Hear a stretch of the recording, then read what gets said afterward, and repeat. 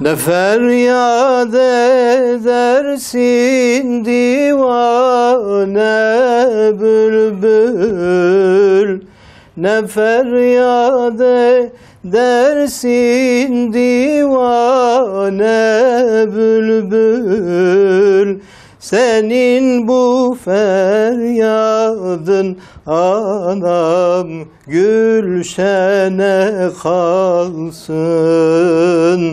Senin bu feryadın anam gülşene kalsın. Bu dünyada eremezsen murada, bu dünyada eremezsen murada, huzuru mahşere anam divana kalsın. Huzuru mahşere anam divana kalsın. Nesin medhedeyim bir kaşık kare, nesin medhedeyim bir kaşık kare. Şu sineme açtı anam onulmaz yâre. Bismillahirrahmanirrahim. Vessalatu vesselamu ala seyyidina Muhammedin ve ala alihi ve sahbihi ve sellem. Benim ismim İlyas Aykan. 81 yaşındayım. Allah'a şükür bu Allah'ın lütfidir. Benim arkadaşlarım hepsi ahiretten neredeyse tek tük kalmış. Bazen şaka olarak arkadaşlara diyorum, ben zekat olarak almışım. Biz yani kazamız çınardır. Fakat Allah beni mesela Kızıltepe'nin dağları vardır, biliyorsun. Allah beni bir mağarada dünyaya getirmiş. Onu da anlatayım. O zaman yani devlet, otorite diye bir şey yoktu. Kim ne yaparsa yapıyordu. Babam da Allah ölmüş size rahmet. O da bir suç işlemiş ama bilmiyorum ne suçtur. O da mahkum diyordular. Yani dağdaydı. Anamla evlenmiş. Mağarada yaşıyorduk. O mağaranın ismi de ben anlattım. O mağaranın ismi de Şikeft, yani mağara. Kürtçe Şikef'tir. Şikef'ta derezeyet, Kızıltepe'de durduğunuz zaman bu kuzey tarafına baktığınız zaman o yüksek dağlardadır. Orada mahkumlar hepsi oraya giderdiler. Yani devletten kaçan o mağaraya giderdiler, hep orada buluşurdular. Yani yekpare dağdır, o mağara dağın tam şeyindedir, yani uçurum kenarındadır. Oraya giderdiler. Anam anlatıyor, Allah rahmet etsin. Diyor Allah seni verdi, sen benim böyle yan tarafımda bebektin, ondan sonra yatıyordun. Diyor gece karanlık, ne lamba var ne bir şey, yalnız bir ateş yanıyor. Diyor bir baktım ki bir tane bir abok, yani cin. Cin geldi benim ayağı ucuma, dedi dedim Bismillah. O dedi senin nenen de kalktı, o da bir şey okudu falan, dedi kaçtı gitti. Yani cin ha, böyle saçları ha, böyle şey gibi, bu hippiler gibi var ya, o hippilere benzi saçları, dedi cehennem oldu gitti. Ondan sonra babam jandarmalar arıyordu. Müfrize Diyarbakır'dan geliyordu, Mardin'den geliyordu, onu yakalamak için yakalayamadılar. Biliyorsun, kimse yakalayamadı. Kim yakalasaydı ona ödül falan veriyordu. Neyse, diyor neyse bir müfrize daha geldi Mardin'den, Diyarbakır'dan. Geldi, bir tane yine yakalayamadılar. Bir tane fesat diyor ki ya onu yakalamak için ben size bir ipucu vereyim. Diyor nedir? Diyor bu köydeki onun kirvesi vardır. Kirvesi de şimdi hatırımda değil ismi. Diyor gidin askerinizi, leşkerinizi, atlarınızı, şeylerinizi hep gidin onun evine böyle getirin koyunlarını kesin, yağlarını dökün. Ondan sonra onu böyle bir talan edin. O onları birbirini çok sever. O gelip teslim olacak.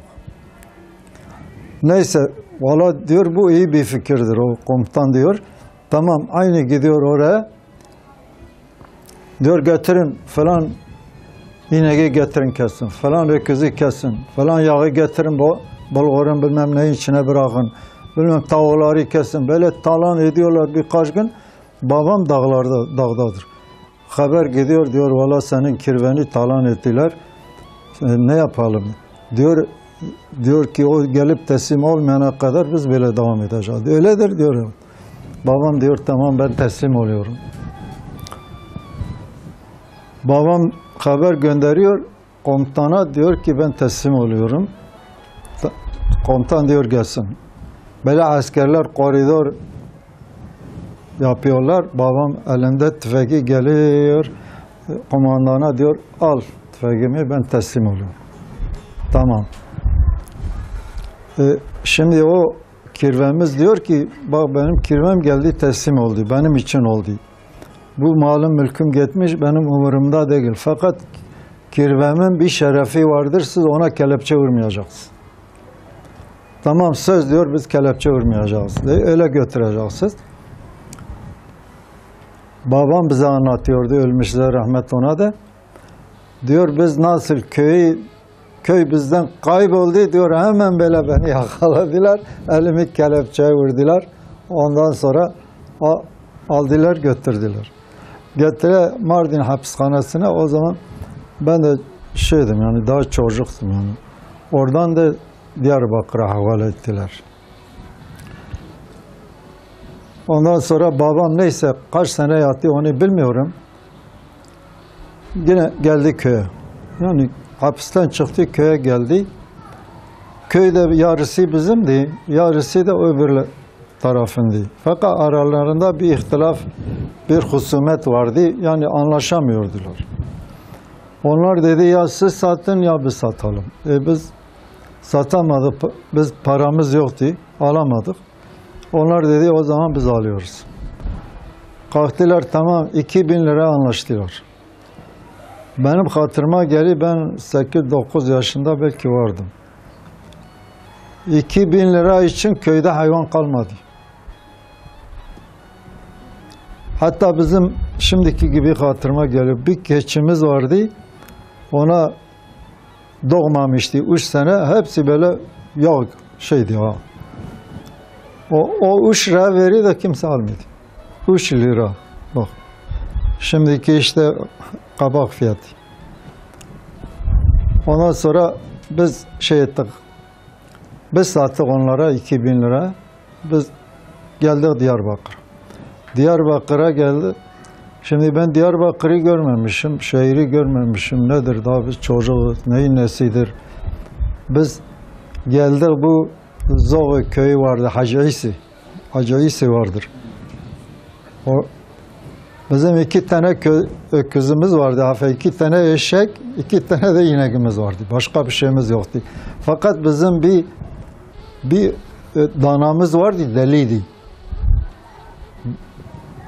Dediler valla biz caddeden geçse bu deli dana birisini öldürür. Dedi böyle köyden böyle gidelim, öyle şehire gidelim. Geldik neyse şeye geldik. Birisi geldi kalktı onu sattı ama yol üstünde sattık dedi bundan kurtular birisini öldürür. Geldi böyle uzaktan Diyarbakır'a bakıyorum surlar bir de Ali Paşa minaresi bir de kubbesi. Ben dedim baba bunlar şevayetçi. Evet kullaha nedir bu gündeki? Ya dedi oğlum o minaredir o da camidir. Ben ne bileyim minare cami nedir? 8-9 yaşındayım. Ondan sonra geldik. Geldi Mustafa işçisi vardı Allah rahmet etsin. O bize demişti gel ben size sahip çıkarım. Bize sahip çıkması da böyle. Geldi neyse onu bulduk. Ali Paşa mahallesinde o yıkık kilise vardır. Orada dedi valla ben şimdi yeri yok. Dedi bir ahur mu vardı? Ahura gidin ama ahur.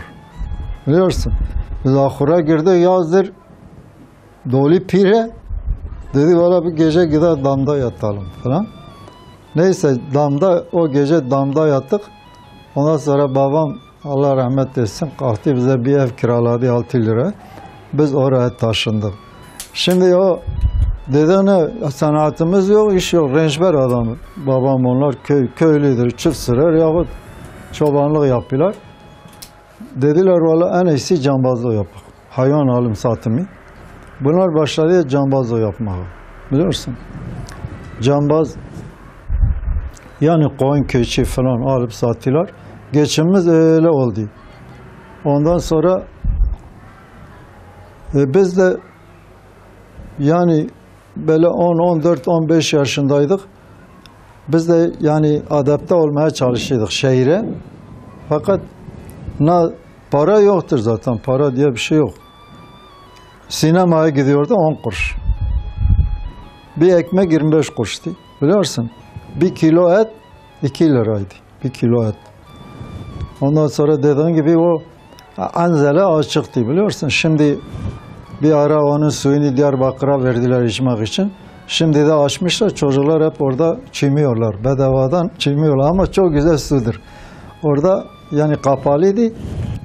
Halit Telo vardı. Allah rahmet etsin. Çok temizdi. Orada cami de vardı. O cami yıktılar. Hatta bir tikmesi var orada.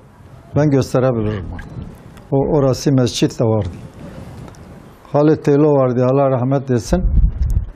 Gidiyordu 10 kuruş verirdi. Çimiyordu. Kışın da gidiyordu. Kışın da çimiyordu. Yani 15-16 yaşına girdikten sonra su lazım olunca gidiyorduk orada 10 kuruş veriyordu. Fakat o suyun üstünde böyle duman kalkıyordu. Kışın ha. Şimdi de öyledir. O mağaradan geliyor o şeyden. Belki görmüşsünüz. Böyle duman kalkıyor. Gençtik zaten umurumuzda değil ama bizi hemen serserki atıyorduk içine. Guslümüzü alıyorduk, çıkıyorduk. Ondan sonra koyun pazarı da şimdiki borsa pazarı var.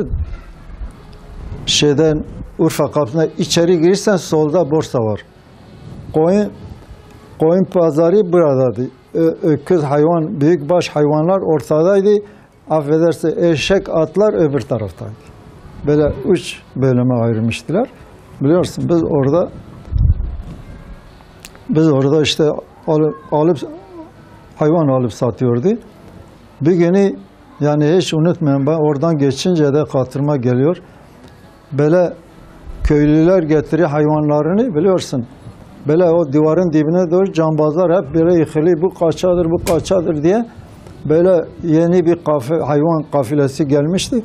Böyle millet şey dedi. Bakıyordu falan. Karabalık diye baktım. Dedi tak. Birisi düşmanını öldürüyor. Bak. Tak dedi. O insanlardan bir tane kalmadı. Hep kaçtı. 2 kişi kaldı. Bir tane o göksüne değil. Tak, tak, tak. O da dedi havar. Dedi taraf düştü. Şimdiki gibi hatırımdadır. İsmi de Aliye Ali'di. Bak Aliye Ali. O da onun babasını öldürmüştü. Onu öldürenin babasını öldürmüştü. Biliyorsun? O adam gitti tam yolun ortasında dedi taraf düştü. O adam elinde tabanca böyle kaçtı. O cambazlar taş maş atıyorlar adamın umurunda değil. Neyse o öyle kaçtı gitti. Sonra aradan epey zaman geçti. Bu sefer Buğda pazarında onun abisini öldürdüler. Ha böyle Kürt milleti böyledir. O onu öldürüyor. Belki daha da birbirini öldürüyor. Ondan sonra ben derken biz gençlik çağına girdik. Artık 20'ye yakın.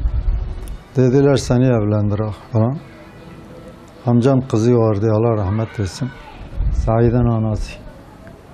Biraz sabırda. Kalktı işte Ali Paşa'da bir evimiz vardı. 500 lira babam almıştı. Evlendik. Yani berdel yaptık ha. Berdel. Benim bacımı amcam oğluna onun bacısını da aldık. Berdel yaptık. Bir çocuğum oldu. Kız çocuğum daha da vardır. Ondan sonra askere gittim. Sivas'a beni verdiler askere. Sivas'ta tabii çok Sivas'taki hadiseler çok şeydir, macerası azindir. Sivas'ta ben hasta düştüm. Hasta düştüm. Şeye yattım, hastaneye yattım. Bir aya yakın hastane mektup da göndermedim. O zamanki kafamız, gençliğimiz bilmem neydi. Halbuki de eve bir mektup yaz. Sonra beni merak ediler. Bir günü hapishaneden dedi senin anan gelmiş. Anam da ne Türkçe biliyor, hiçbir şey bilmiyor zavali. Ama trene bilmiş, Allah rahmet etsin. Böyle hastanenin kapısına çıktım, baktım anam kapıda kofili. Ana hayır la nedir neyin nesi? Dey sen niye ne mektup gönderdin? Valla dey ben merak ettim geldim. Dey bu gece bana bir adres vermişler onların evinde kalan Sivas'ta. Dedim yok imkanı yoktur sen hiçbir yerde durmayacaksın. Zaten dedim ikindide tren vardır. Diyarbakır'a gideyim. Hemen dedim seni trene götürüyorum. Aldım anamı Python çağırdı. Getirdim Sivas'taki istasyon trenine. Yok o benden evvel gitti. Ben sonra pencereden atladım. Firar ettim yani. Hastaneden firar ettim. Pencereden atladım gittim. Gittim istasyona arıyorum. Baktım anam lokantadadır. Kuru fasulye yiyor. Şimdiki gibi hatırıma geldi. Ben dediğim 50 sene evvel ha. Daha belki 55 sene. 1956-57. Ne kaç sene oldu? 56. 60 sene. Ha. Ama gittim hemen yanında dedim ha tren geliyor biletini alıyorum. Aldım bileti. Ondan sonra biraz durduk baktık tren geldi. Tren geldi böyle koridorda bir de baktım bizim komşumuz o da izine gidiyor. Mehmet Sular. Allah Allah. Dedim Mehmet benim anam sana teslim ben gidiyorum. Ve neyse anam geldi Allah'a şükür. 1958'de tezkere aldım.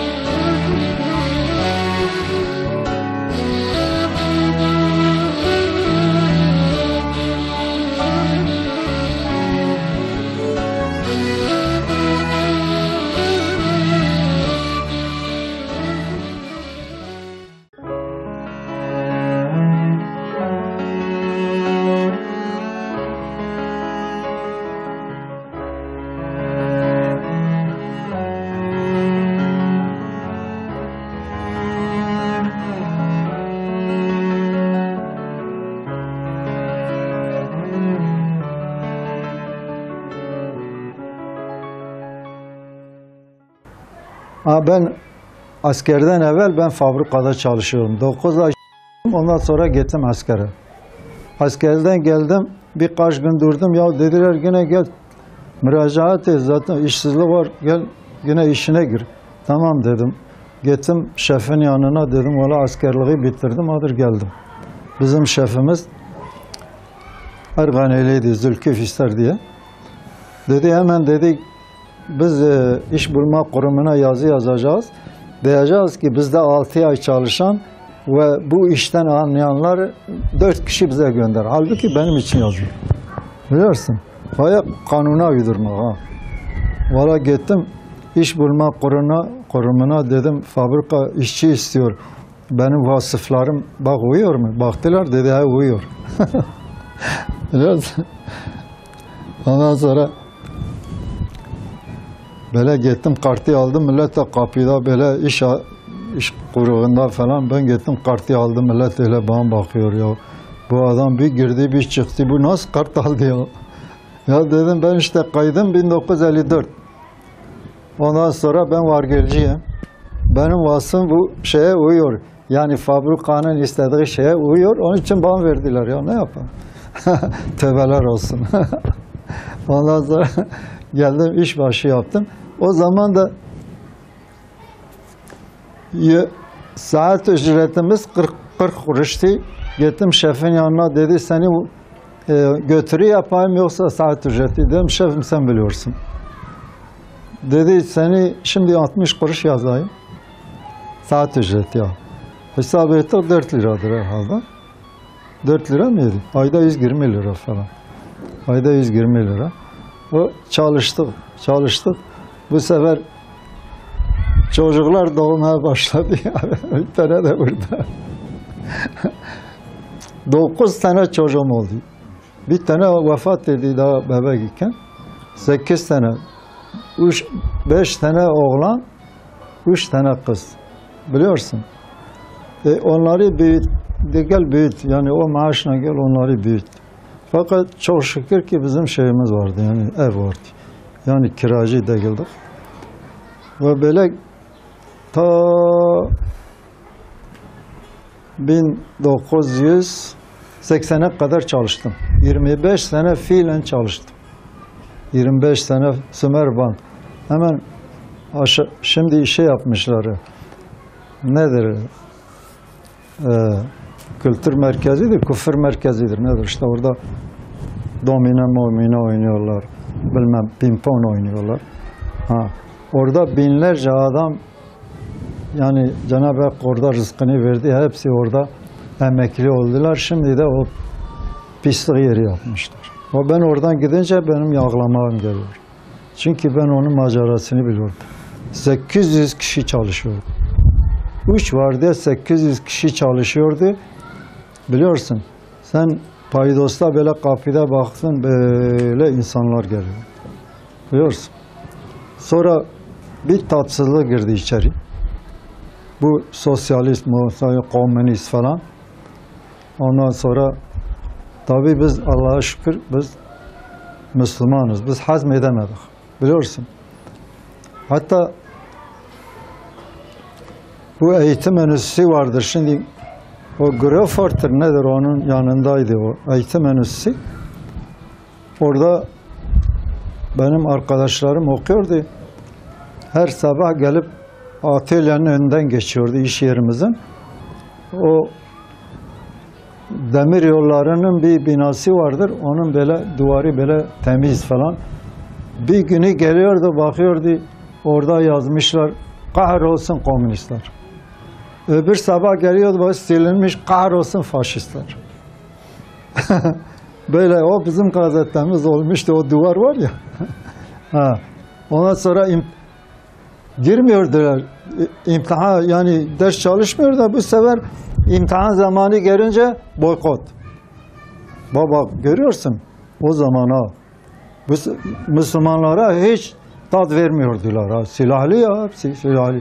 Sonra Türk işçiler orayı zapt etti falan bir ara. Sonra komünistler zapt etti. Sonra Müslümanlar zapt etti o okulu. Şimdi o biz de atölyede böyle bakıyoruz, boykota başladılar. Girmiyorlar içeri. Bir tane var orada komünist benim atölyede çalışıyor.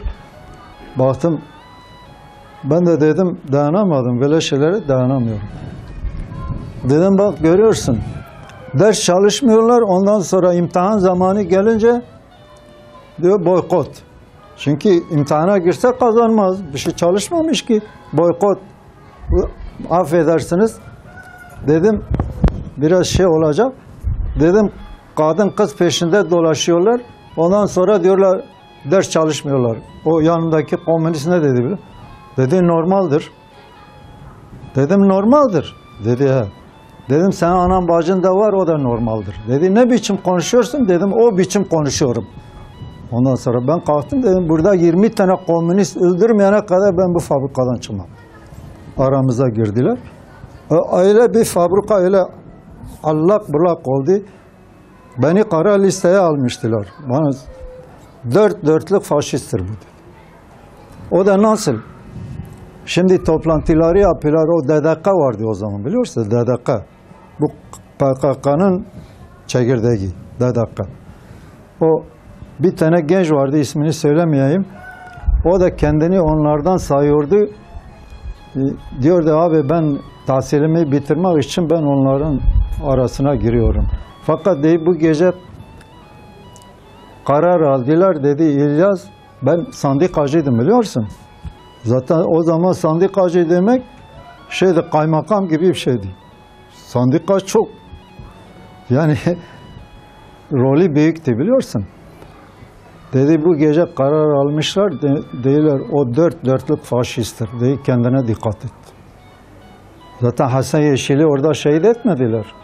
İmam Hatip Allah rahmet eylesin ben arkadaşım diyor. Hatta bir günü Üstad'dan bahsetti Bediüzzaman'dan. Dedi ona kurban olayım o Hasan Yeşil dedi ya. Dedi keşke biz onun gibi yapsaydık halimiz niye böyle olurdu? Hasan Yeşil'i bilenler çoktur. Şimdi mezarı şeydedir. Ali Pınar'ın oradadır. Onu şehit ettiler. Hatta bir tane genç Ergani'den gelmiş İmam Hatip imtihanına o Karadenizli kaç tane komünist babaları orada şefti. Onlar gece çıkıp dolaşıyorlar. Komünistlik yapıyorlar. O 2 sene sonra herhalde yakaladılar inşallah. O bir tane genç Ergani'den geliyor. İmam Hatip şeyine girecek imtihanına. Onu peronun altında yakalıyorlar. Bir tane kız o söyledi biliyorsun. O orada gömlek bir şeyler satıyor. O tek vardı. Diyor beleni duvara dayattılar, bıçağı böyle karnına sokuyor. Böyle dedi ulan siz beni öldürmekle Müslümanların sayısı eksilmez. Şehit ettiler orada. Biz öyle bir devir yaşadık. Ondan sonra dedim valla bu ya bunlar beni öldürecek ya ben birkaç tane öldüreceğim en iyisi 1980'de emekli oldum. Yani şimdi 36 senedir ben emekliyim. Kalktım emekli oldum. Ondan sonra geldim. Tabii bu çocuklar da askerliğini yaptılar falan. Kimisi evlendi falan. O devir de böyle geçti. Daha çok şeyler vardır. Yani roman gibidir. Ben yazsam hiç bitmez.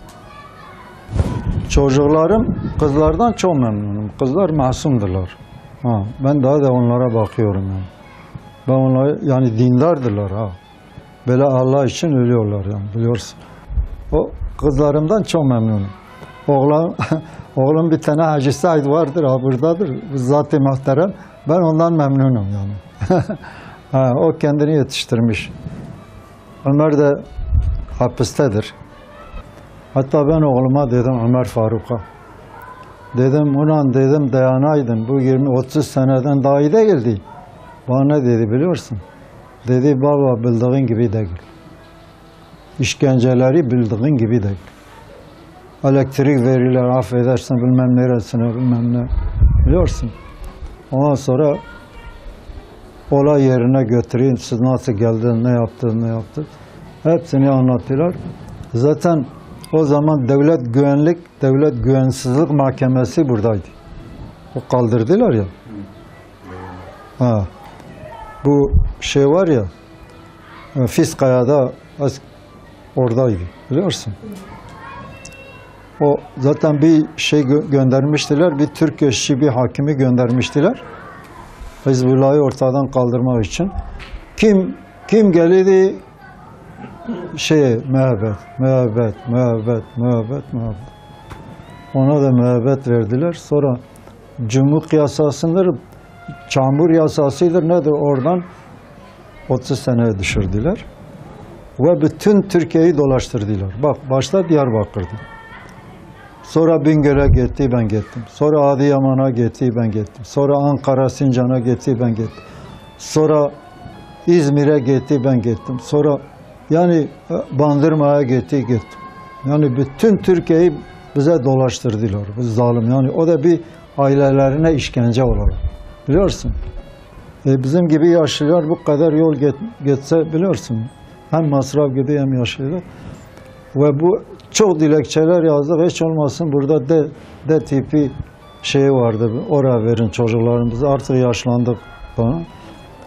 En sonunda bu seçime yakın herhalde siyasi irade işe el koyuyor. O için ha. Odur ha. Bütün herkesi kendi vilayetine verdiler. Ömer'le arkadaşlarını da hepsini buna verdi. Şimdi yani yakın buradadır. Yani gidebiliyoruz yanına. Ve böyle işte o da bekliyoruz abi. Üstad Bediüzzaman diyor, hayatı böyle anlatıyor. Hayat zannettiğin halat bulunduğun dakikadır. Bak bu kelime var ya, yani 2 kitap, 10 kitap kadar manası var. Hayat zannettiğin halat bulunduğun dakikadır.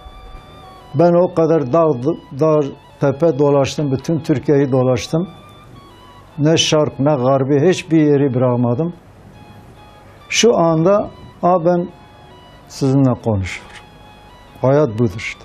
Hayat zannettiğin halat bulunduğun dakikadır. O dakikadan evvel ölüdür. Ondan sonra mazide geçmiş, o da senin eline geçmiyor. Bilmem anlatabildim. Halat zannettiğin, hayat zannettiğin halat bulunduğun dakikadır. Bunu hiç çok insan ezberleyebiliyor. Hayat zannettiğiniz halat şeyler bulunduğun dakikadır. O dakikadan evvelki senin elinden çıktı, sen ona malik değilsin. Ondan sonra da karanlıktır, sen yine ona malik değilsin. Bulunduğun dakikadır. Ama o dakikada biliyorsun, o dakikada kainatı içine alabilir. Eğer o da yani marifet-i ilahi, Allah korkusu, İslam sevgisi sende varsa o senin dakikan var ya dünya ve ahireti içine alır. Ama gafletle geçerse o da ölüdür. İhtiyarlık bence gençlikten çok iyidir. Çünkü gençlik serkeşliktir yani affedersiniz. Bir de serkeşlik herkesin hayatı öyle biraz geçmiş yani. Fakat ihtiyarlık yani insanı dizginliyor yani. Yani bir günaha gidemiyorsun. Bilhassa ehli iman, ehli namus için ihtiyarlık çok iyidir. Hatta bir yere gelsen yani bir hata da yapsan ya değil zaten ihtiyardır bir şey olmaz. Yani bir otobaza geçsen önünden kalkıyorlar. Bazı gençler var kalkıyor, bazı gençler de var kalkmıyor. Ben diyorum bak sen de ben gibi olacaksın ha. Bu da utanıyor kalkıyor. Ben böyle biraz sıvrıyım bilirsen. Öyle müdahale ediyorum ha. Fakat bir şey daha vardır bilmem. Yani ben otururken otobüste İstanbul'da bilhassa başımıza geldi. Bir tane 90 belki 100 yaşında bir tane böyle belki de Yahudidir, Hristiyandır, başı açık böyle yüzünden nur yok. Geldi böyle yanımda durdu. Bir tane de başı örtülü kız vardır orada. Ben dedim kızım sen gel otur araba gelsin. Dedim sen başın örtülü olduğu için ben sana vereyim ha. Ben böyle bir adetim vardı. Başı örtülü olsa ben bu yaşta kalkıyorum. Fakat öbürlerine kalkmıyorum. Benim şeyim öyledir. Herkesin bir şeyi vardır. Tarzı hayatı vardır. Gençlere ne diyeyim? Gençlere diyeyim ki Risale-i Nur gençlik rehberine olsunlar. Başka çare yoktur. Çünkü orada diyor ki gençlik Nasıl ki bak, yine Üstad Bediüzzaman'dan bir şey söyleyeyim. Şemsin tulu ve gurubu, yani güneşin doğuş ve batışı. Şemsin tulu ve gurubu muayyen ve mukadder olduğu gibi insanın da bu dünyada tulu ve gurubu ve sair mukadderatı kalem-i kader ile cephesinde yazılıyor. İsterse başını taşa vursun, o yazıları silsin. Fakat başı kırılır, o yazılara bir şey olmaz. İşte gençlik budur. Nasıl ki güneş doğuyor, sonra batıyor, insan da öyledir. Evvela doğuyor, yavaş yavaş genç, ondan sonra ihtiyar, o da batıyor. Ama o gençlik eğer istikametle, İslami terbiye ile, namaz ile, niyaz ile geçerse var ya, sana ebedi bir gençlik kazandırır. O cennete 33 yaşında bile sana Cenab-ı Hak belki 40-50 amele göre 40-50 tane de huri verecek. O huriler de diyor, Cenab-ı Hak Kur'an-ı Kerim'de diyor, sanki böyle o beyaz yumurtayı pamuğun içine koysan var ya, o kadar güzeldir. O işte gençlik istikamette gelse böyledir. Ama yani sefaatte, affedersin, içki, şundan bundan geçerse o gençlik sonra onun başına bela oluyor. Ve ihtiyarlandığı zaman başına bela oluyor. Ben görüyorum yani. Biliyorsun. Adam yani hayatını öyle devam ettirmiş. Şimdi 90 yaşına girmiş. Daha da kahvede gözlüğünü takıyor diyor. Vur babam kahvede, vur babam bilmem neyi. Şimdi yeni bir oyun pislik çıkmış. Okeydir nedir? Allah'a şükür onu bilmiyor da. Ya o gençler o gençler bırakmış, bu ihtiyarlar hep onun üstündedir.